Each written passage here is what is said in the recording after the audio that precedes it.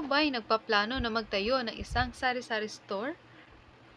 O isa sa napili mong inegosyo ang isang sari-sari store? Hello, hello, hello mga kasari, katindero, katindera. Ito muli, Jennifer Mejia, tindera ng bayan. Ayan, Burmans na.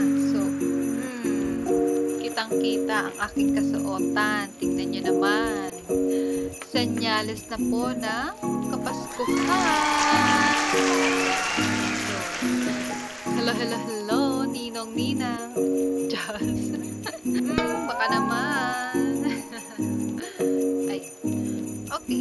Punta na tayo sa topic natin. Ikaw ba ay nagpaplano na magtayo ng isang sari-sari store? Isa sa napili mong inegosyo ay isang sari-sari store. Kung oo ang sagot mo sa mga katanungan na yon, so dapat meron kang 5 katangian para sigurado ang paglago ng iyong sari-sari store. So kailangan meron po tayong mga 5 katangian. Unang-unang M na katangian na dapat meron ka kung sari-sari store ang gusto mong inegosyo. Masipag. Yan. Pagiging masipag. Bawal po ang tamad kung ang inenegosyo mo ay isang sari-sari store. Bawal po ang pagiging tamad. Yun.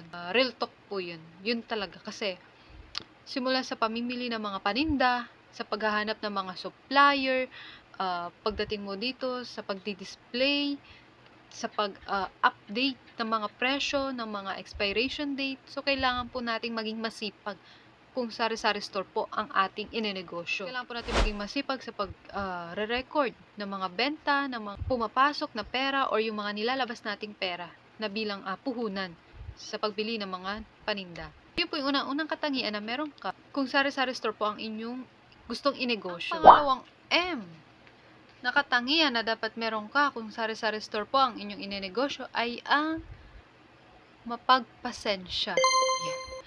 Kailangan nyo po ng walang hanggang pasensya sa sari-sari store.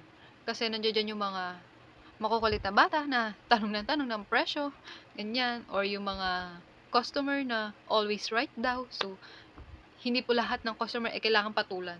Hindi lahat ng customer ay kailangan nating makipag-away or makipagdebatehan. Hindi po lahat. So, kailangan po natin ng walang hanggang pagpapasensya. Kung yung pera nyo ay nauubos na, pero yung pasensya, dapat hindi po nauubos. Baliktarin natin. So, yan. Kailangan po natin ng mahabang pasensya. Ang ikatlong M. Yan.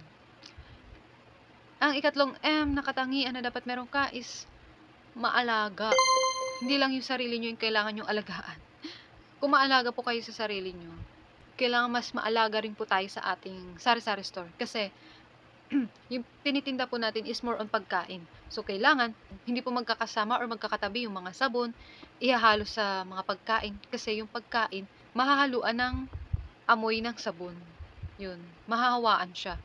Pagkain yun eh. So, kailangan maalaga po tayo. Kailangan divider or, kunyari sa isang stante, puro mga sabon, puro mga non-food, dito sa isang stante na to, puro pagkain lang, walang nakahalong iba, basta puro pagkain lang, ganun. So, kailangan natin maging maalaga. Kasi, and then, yung expiration date, so, kailangan po, na-check po natin yan. Siyempre, kapag naabot natin sa customer na expired na pala, then, magkakaroon tayo ng complaint. Tatatak sa isip nila na, yung tinitinda nito, baka expired na naman. Ganyan. So, kailangan po, maalaga po tayo, diba? Kalusugan ng customer din natin, yung iisipin natin. Okay, yung pang-apat na M, na katangian, na dapat meron ka para lumago ang iyong sari-sari store is, kung merong sipag, may kasamang tiyaga. So, kailangan nyo po maging matyaga. So, dapat hindi po kayo naiinip sa paglago ng inyong sari-sari store. Slowly but surely, diba? Ika nga, ang paglago po kasi ng isang sari-sari store is hindi biglaan. Pero nila kung marami kayong pampuhunan, so yan, pwede. Pero kung yung puhunan natin, tamang-tama lang. So, paunti-unti, lumalago. So, kailangan nyo pong maging matyaga. Ikalimang M, na katangian na dapat meron ka para sigurado ang paglago ng ating sari-sari store is madiskarte. Yan. Kailangan po nating diskartehan yung ating tindahan para lumaki yung ating sales, para maging mabenta yung mga items na hindi mabenta, para dumami yung ating mga customers. So, kailangan po nating diskartehan yung tindahan natin. Diskarte na kung paano mapapadali yung mga gawain. No? Sa sobrang daming gawain. Pagka po kasi meron tayong nasusolusyonan na isang bagay sa ating sari-sari store, Ibig sabihin, tumatalino tayo. Ibig sabihin, lumalago yung sari-sari store natin. Kung dumadami yung problema natin sa sari-sari store natin, ibig sabihin lumalago po yung ating sari-sari store. Kasi, di ba kung hindi siya lumalago, kung yung una-una pa lang, paisi-isi pa lang tayo, ganyan, habang tumatagal, dumarami yung mga gawain natin, yung mga stocks natin dumadami, hindi na natin alam kung paano aayusin, kung saan natin ilalagay. Kung noon dati, isang araw lang, na-check na natin lahat ng mga deliveries. Ngayon, hindi na kaya ng isang araw. Ibig sabihin, lumalago po talaga yung ating sari-sari store. So, kailangan nating diskartehan kung paano natin susolusyonan yung mga ganong senaryo. Ayan. Mega shoutout po muna tayo kay JB Crochet Crafts, Ruby Solicar, Zoe Vlog, Tinderang Tahimik, Vanessa Numero, Mama Next Vlog, Sally 8, Alger MP, Ate JB TV. Ayan. Thank you so much po sa pagsuporta sa aking channel, sa panonood. Maraming salamat po.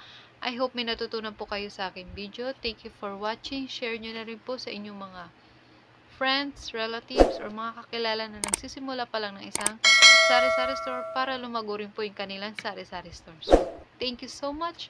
Bye-bye. Happy selling. God bless.